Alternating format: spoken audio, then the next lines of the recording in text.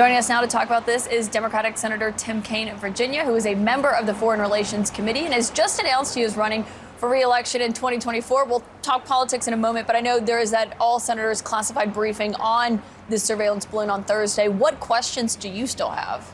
Well, I think finding out what China is up to, the earlier instances of balloons over the United States during the last administration, how we put the dots together to figure this one out, what intelligence we collected from the balloon, because once the Biden administration realized it was there, we did things both to block it from gaining access to our information, but also to try to gather some intelligence from the balloon to figure out what China's up to. And then obviously anything that was recovered or has been recovered, what does that tell us about Chinese plans? The president says he doesn't worry that this weakens U.S.-China relations. Do you think it does, though? Well, it shows the strain in the relations. I mean, look, it was incompetent, inexcusable, but very poorly timed, because China, by all accounts, was really looking forward to the Secretary Blinken visit.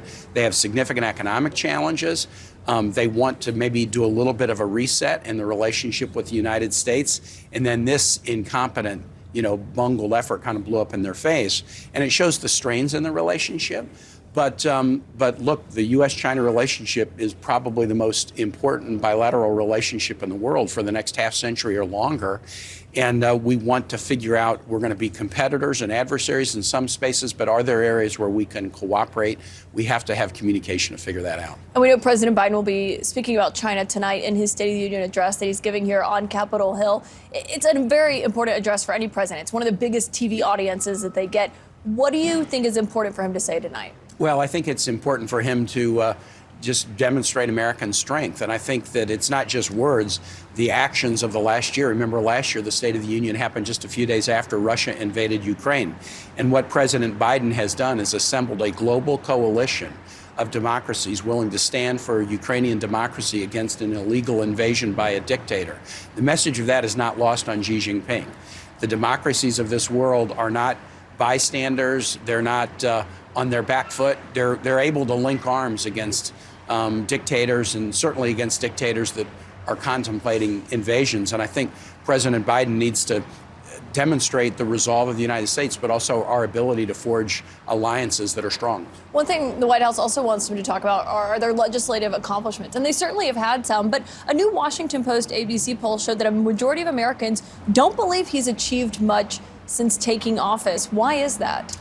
Kaitlan, I think there's still a COVID hangover. I mean, 1 million people died. And in that same time, we've had economic challenges. We've had an attack on the Capitol. We've had 2 impeachment trials. We've had racial justice protests driven by really horrible instances of violence against folks by police. And just, it's been a very, very difficult time. And my experience, I'm almost 65, is that during challenging times, people are a little bit wary about letting their hopes come up.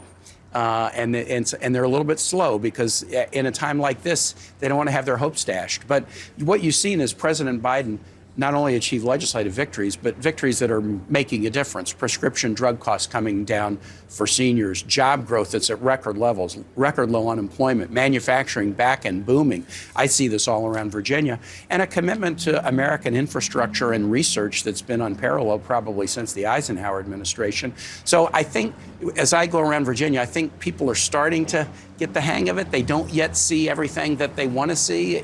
They're wary about getting their hopes up. But I think what President Biden needs to do is emphasize the wins, but say, you ain't seen nothing yet. We got more to do. Well, and he's expected to announce he's running for re-election soon. You know very well how brutal the campaign trail can be. How important is it for his delivery to be forceful, to be vigorous tonight, to show voters that? I think it's important, and I think it will be, because I think he has a lot that he can promote that we've gotten done. And the good news, Kaitlan, you mentioned he has some legislative wins, with the exception of the American Rescue Plan and the Inflation Reduction Act.